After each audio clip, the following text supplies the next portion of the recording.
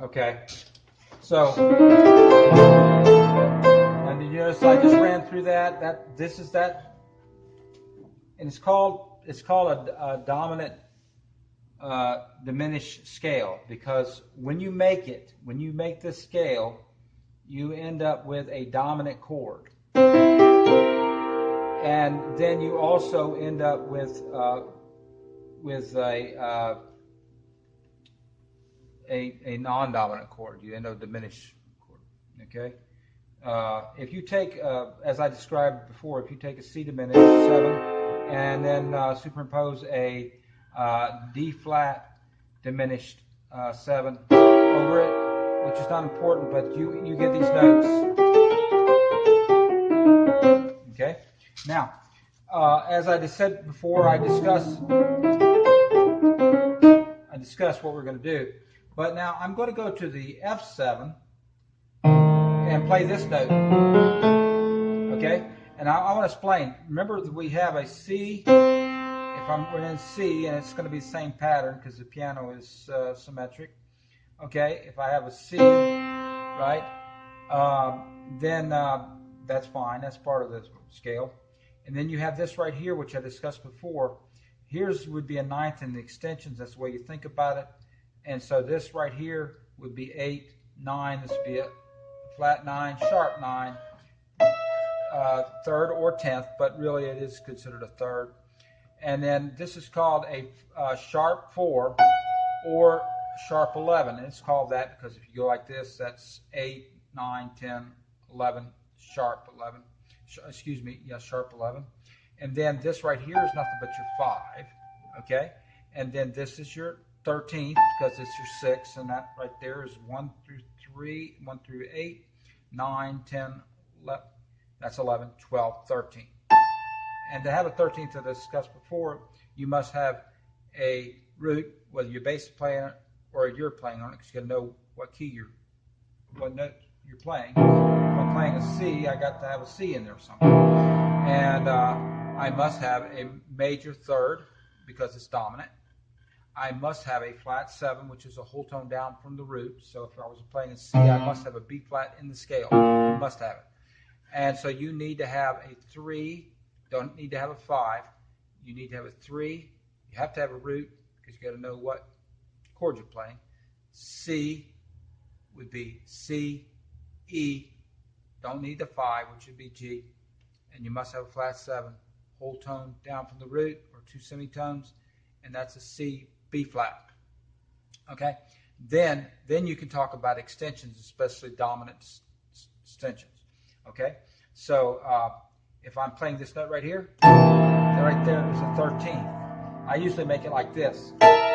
These are 13ths descending in a chromatic way right here. Okay?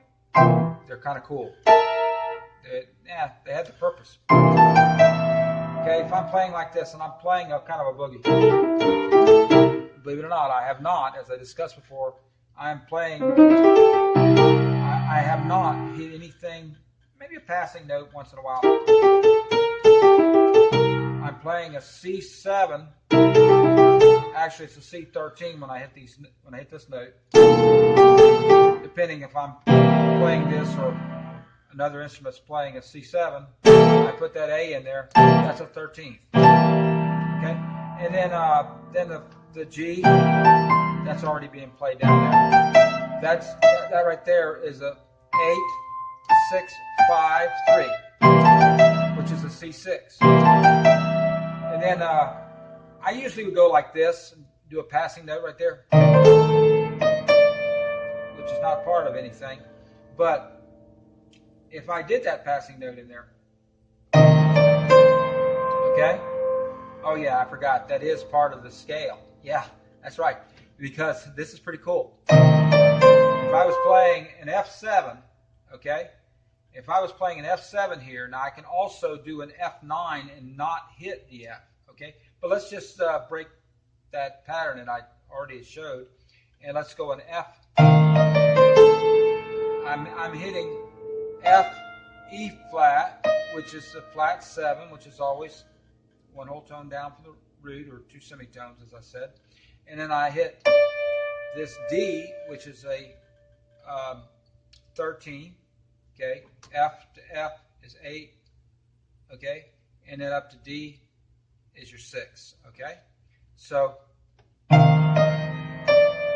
then I'm hitting the 5, and I'm hitting the 3, which is A, and maybe I'll go back to the C chord. And maybe I'll noodle.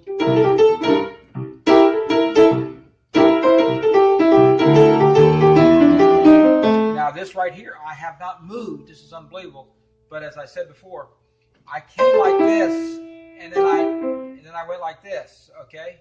And I'm still hitting the notes of that wonderful dominant scale, because I'm hitting the flat 7 or sharp 9. From a C point of view, that's a sharp 9. From an F point of view, it's a, believe it or not, it's just a straight F9. Let me explain why.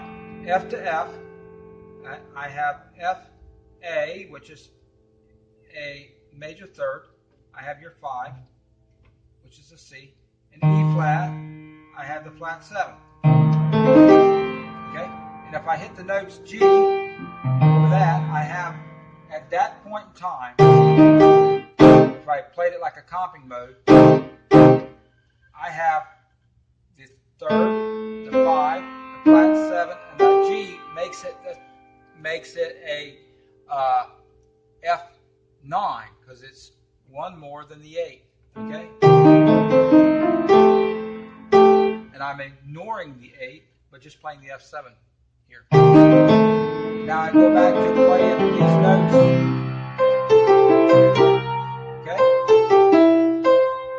And then now I'm going to go to the 5 chord, but I'm not going to stay using these notes.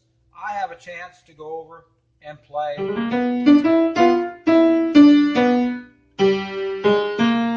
Okay? Now let me explain.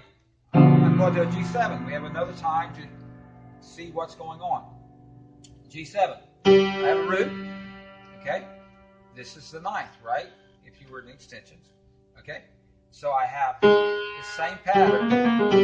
Okay? I have the root.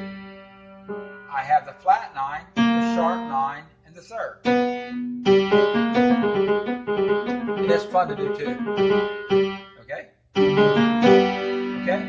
And I have the 5 in this, but, which is a D, I must put this note in here. This note is part of that. Let me show you why.